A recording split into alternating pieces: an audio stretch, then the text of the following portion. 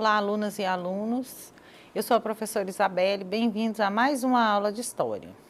Na aula de hoje, nós vamos falar, da Constituição de 1946 e da volta, do regime democrático após um período ditatorial aí, protagonizado pelo Getúlio Vargas. Vamos lá?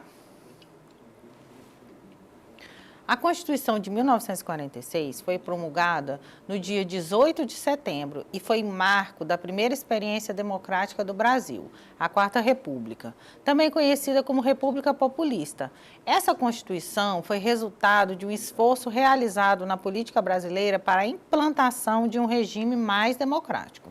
A Constituição de 1946 foi considerada pelos historiadores um documento que expressou os valores do liberalismo presente na política brasileira. Garantiu princípios democráticos, mas ainda manteve alguns aspectos conservadores, como a proibição do voto dos analfabetos, por exemplo. Esse documento foi substituído em 1967 pelos militares que haviam tornado o poder no país lá em 1964. A Constituição foi resultado da derrubada do Estado Novo, evento que se concretizou em outubro de 1945 com a deposição de Getúlio Vargas. O Estado Novo foi uma ditadura gestada por Getúlio, na década de 1930 e que contou com um forte apoio dos militares. Na ditadura varguista, houve forte repressão, censura e uso de tortura como arma política. A partir da década de 1940, sobretudo com a entrada do Brasil na Segunda Guerra Mundial, os ares da política brasileira mudaram e aquele apoio que Vargas recebeu para impor sua política autoritária transformou-se em apoio para a implantação de uma política em termos mais democráticos e liberais. Todo o contexto internacional influenciava fortemente para que a opção pela saída democrática e liberal fosse tomada no país. Vargas percebeu esse clima e procurou transformar sua estratégia política. Daí nasceu o trabalhismo, uma ideologia política voltada para a promoção de certa igualdade social, medida por um diálogo direto entre Vargas e os trabalhadores. Em 1945, a pressão sobre Vargas era grande e ele resolveu ceder espaço para aqueles que exigiam a democratização do Brasil. Eleição presidencial foi convocada para o final de 1945. Presos políticos do Estado Novo foram anistiados, a permissão para o surgimento de novos partidos políticos foi concedida. Nesse cenário, enquanto a pressão sobre Vargas aumentava, novos partidos políticos foram criados para viabilizar as candidaturas políticas para a eleição presidencial do final de 1945. O Partido Social Democrático, PSD, um partido de centro, surgiu de antigos burocratas do Estado Novo e lançou a candidatura do general Eurico Gaspar Dutra. A União Democrática Nacional, a UDN, por sua vez, era um partido conservador, formado tanto por ex-exilados, ex-aliados, quanto por antigos adversários de Vargas, que se uniram para barrar o legado político do varguismo. Lançaram a candidatura do brigadeiro Eduardo Gomes. Nesse momento, surge um movimento chamado de querenismo, um movimento de apoio a Getúlio Vargas surgiu em 1945 e ficou conhecido como queremismo. O movimento queremista reivindicava a manutenção de Vargas na presidência do Brasil, embora concordasse com a realização de eleição para a formação de uma Assembleia Constituinte. Os queremistas chegaram a realizar inúmeras manifestações em apoio ao então presidente.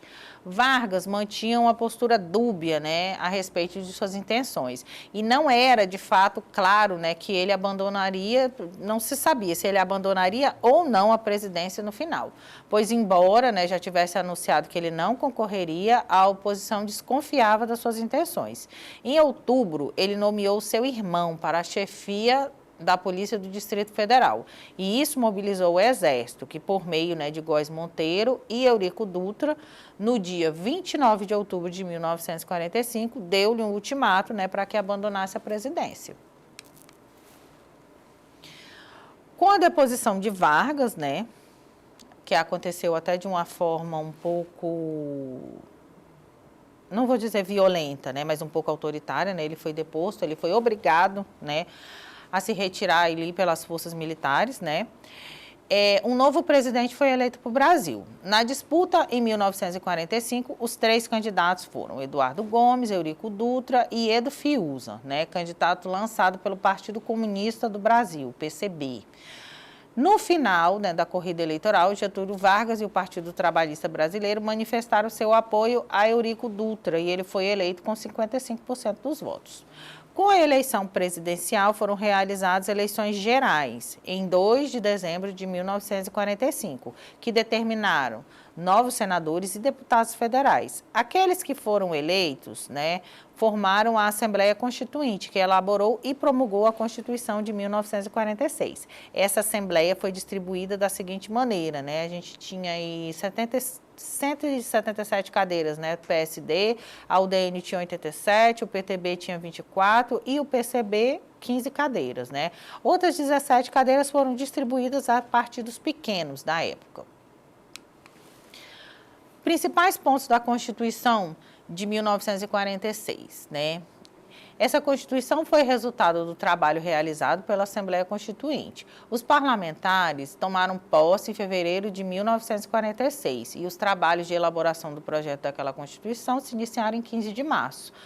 No dia 9 de setembro foi encerrada a redação do novo texto constitucional. A votação para sua aprovação foi realizada em 17 de setembro e a promulgação do texto foi realizada, portanto, né, em 18 de setembro de 1946. A nova Constituição brasileira reforçou os valores da democracia e consolidou a instalação desse sistema pela primeira vez no Brasil. O sistema político que surgiu dessa nova carta foi baseado em um sistema representativo, né, com eleições para os cargos, né, em todas as esferas, né? União, estados, municípios. No caso da presidência, definiu-se o mandato de 5 anos, sem direito à reeleição. Seria eleito aquele que tivesse a maioria dos votos em turno único. A proibição da reeleição também se estendia ao cargo de governador.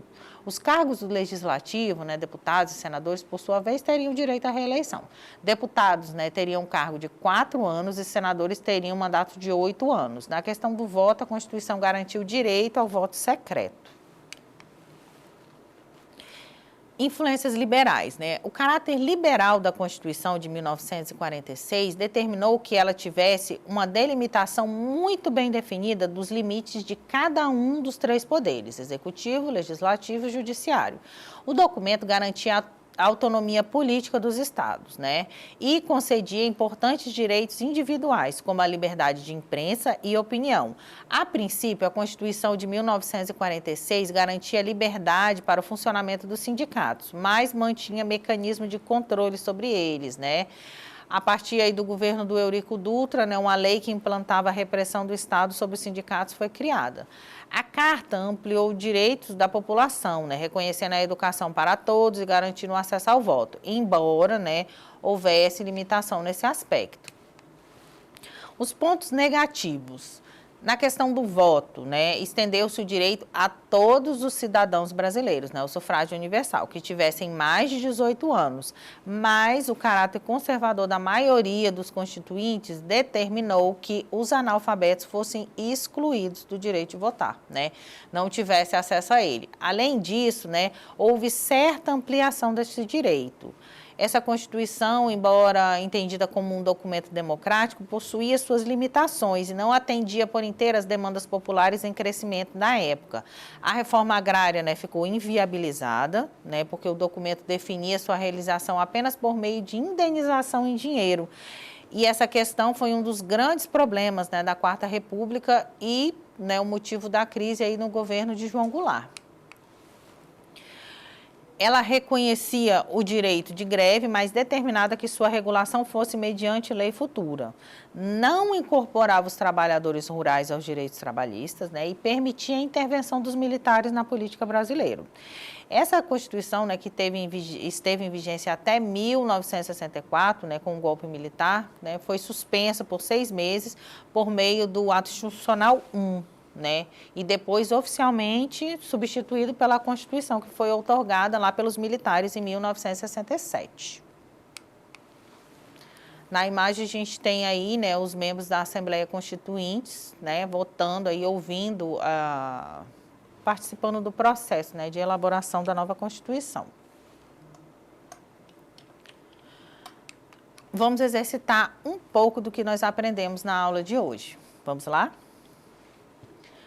A Constituição de 1946 é um marco na história brasileira porque evidenciou o início da primeira experiência democrática de nosso país. Embora fosse uma experiência democrática com limitações, né, conhecida um documento de orientação liberal, a Constituição de 1946 estabeleceu um sistema representativo que se estendeu até 1964, quando o golpe civil-militar o interrompeu. Esse período da história brasileira é conhecido entre os historiadores como letra A, República Velha, letra B, República da Espada, letra C, Estado Novo, letra D, Quarta República, letra E, Nova República. A resposta certa é a Quarta República. Esse é o período de redemocratização, né, após a ditadura de Vargas. A República Velha é a primeira república, a República da Espada, ali a República de Deodoro da Fonseca, Floriano, né, o Estado Novo, a ditadura do Getúlio Vargas. Mais uma questão. A respeito do sistema eleitoral brasileiro, qual é a grande crítica apontada pelos historiadores à Constituição de 1946? Letra A exclusão dos analfabetos. Letra B, o mandato presidencial de 5 anos. Letra C, voto não secreto. Letra D, impossibilidade de reeleição. Ou letra E, necessidade de votar para presidente e vice separadamente. A resposta correta é a exclusão dos analfabetos. Ao longo da história brasileira, as constituições, né, sempre tiveram esse caráter conservador de vetar o voto dos analfabetos. Ele só consegue ser amplamente, né, embora, né, ele seja facultativo, né? Hoje, na Constituição vigente de 1988, né, desculpa, o voto dos analfabetos é permitido, mas ele é facultativo, né? Ele não tem o caráter obrigatório. Por hoje é só. Para ter acesso a esse e demais conteúdos, acesse a plataforma Eduque. Até a próxima aula.